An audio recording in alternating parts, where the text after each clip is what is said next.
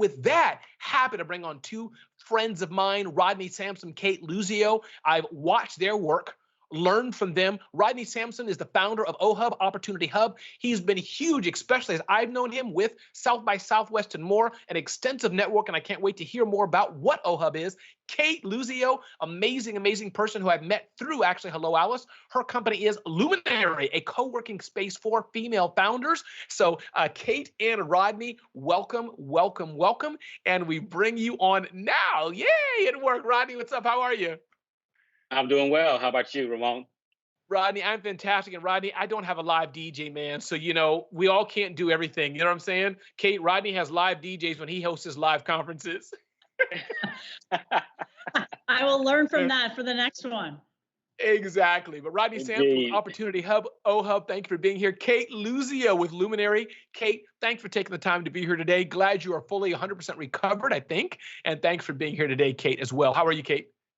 I'm doing well. This is the first day I felt sort of myself after having this terrible virus for so long, but I'm excited to be here and always excited to have your energy. I just watched the last session and I feel so energized just from that one.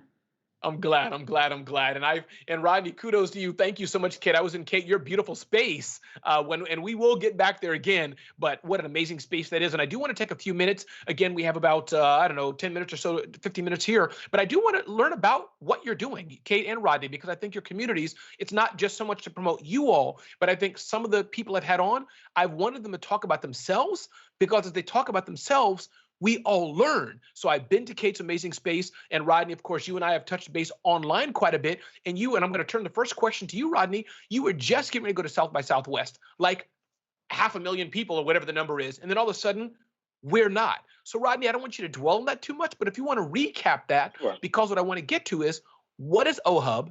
And how have you had to pivot and transition in this time? But first, Rodney, welcome, and feel free to talk a bit about Opportunity Hub and what that's all about. Absolutely. First, Ramon, I just want to extend another good evening to you, and definitely salute, hats off for you organizing this amazing #SurviveThrive. I've been checking out the hashtag all day. Give you some real context really quickly. My wife and I launched Opportunity Hub 7 years ago. And 7 years ago, our first iteration was actually place-based in Atlanta. We were the first Black-owned multi-campus co-working space in the world. We grew to 3 campuses very quickly. And then we realized that it wasn't just enough to have physical space, that we had to bring skills, and we had to bring access and opportunity. So we launched our coding bootcamp program, which went on since 2015 to create over 300 new software engineers. Wow. Our next iteration of that is called Momentum at Morehouse, which is the first coding bootcamp with a historically Black college and university, which starts virtually on May 26th. Then we also partnered with South by Southwest, which was our entree into the college and campus and university market. And we basically leveraged the density of tech companies and startups and investors that go to South by Southwest that say they are looking to hire Black and Latinx talent. And so in 2016, we took 50 students. This year, we were preparing to take 500 students, Ramon, our biggest year ever, supported by 50 of the largest tech companies in the world. And we got the notice that South by Southwest had canceled. And so as in our nature, the difficult we do immediately, the impossible takes yet a second longer. As obsessive as we are about closing, the racial wealth gap in this nation, and we believe that that's through equitable access to the future of work, fourth industrial revolution, and beyond. And so we literally, we cried, we huddled, we accelerated, we pivoted, however you want to couch it. And we launched a virtual version of OHub by Southwest, Blackened hired experience. And we had over 1,100 people. We couldn't have done it without you, and your amazing hosting nonstop over a 2-day period. And just to close, we are obsessively interested in ensuring that, I don't even call it the future of work anymore, because with COVID-19, the accelerated unemployment, and now AI, machine learning, quantum computing, the efficiencies that edge technologies will provide companies, is really the now of work. Yes. The future is, we're in the now of work. And it's important that we provide the software engineering skills, technical sales skills, entrepreneurship skills as well. And in closing, the third thing we do is we've been active investors in venture funds and in startups, and running accelerator programs as well. So place, program, and platform. Welcome to the OHub ecosystem. I think that's powerful. And that's why I'm excited to have you and Kate together. I hope you all can work together, because Kate, again, both of you are financial experienced people. You both know money, put it that way. I don't know it. So, and you both have communities. I'm a marketer though, Kate. So, but Kate, in the similar, please take a few minutes, Kate, and help us understand what Luminary is all about, why it's so important to you. Help us understand that, because I think, again, when we hear about what you're doing, we can all learn. And I think it's good to share with the Survive and Thrive community resources we have. So Kate Luzio, Luminary, feel free. Let us know what that's all about and why it's so important, and how you had to pivot as well. Yeah, absolutely. And thanks again, Ramon. And nice to meet you virtually, Rodney. I love what you guys are doing. And you hit on a lot of points that I think us in our first year of operation have already sort of experienced. So just a little bit of background. I spent almost 20 years in finance, in corporate investment banking. And along the way, and as I accelerated my career, I had the opportunity to have great male mentors and sponsors, and we need those. But what I wasn't seeing enough of was women getting opportunities, women getting the opportunities for new roles, for pay, and certainly they were raising their hand to do more. I got very invested in our women's groups and the initiatives, both internally and externally. And after almost 20 years at the likes of JP Morgan, HSBC, Bank of America, I decided that I wanted to do more and have more impact for women in the workforce, and not just in finance and not just in one company. And so in 2018, I wrote a business plan.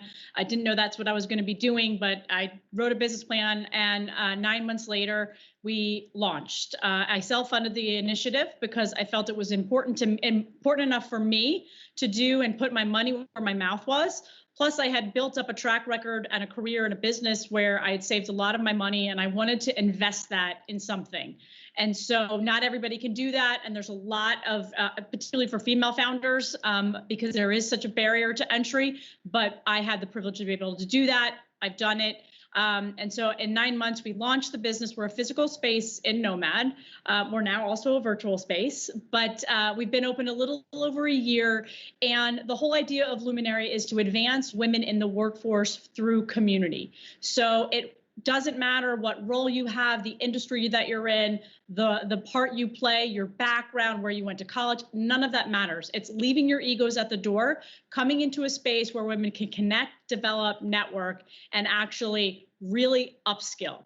So we focus on 4 different areas: professional and career development, small business entrepreneurial, personal wellness, as well as career change or pivot, or those in transition, and really bringing program to life and an ecosystem of women supporting women. That idea that we can actually bring women from all walks of life and all backgrounds, cross-pollinate information, brings new ideas, new businesses, new opportunities. And so in 2019, our first year, we did over 200 programs, events, workshops, and led those in person across all of those different audiences. We have over 600 members now. We're here in New York, and we also work with companies. So given my corporate background, I knew that was a way to actually move the needle faster in working with companies, investing in their women and their development. And so we work with a number of Fortune 500 companies, all the way down to small and medium size here in New York. COVID happens. We're in our 14th or 15th month.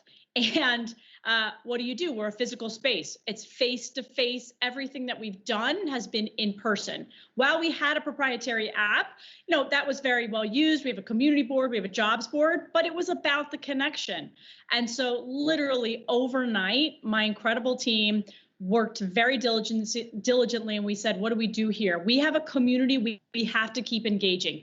We also have to be empathetic to what's going on, but we have to be there. We've got to support our corporate women, our leaders in nonprofit, our teachers, as well as those that are in small business entrepreneurial and those founders.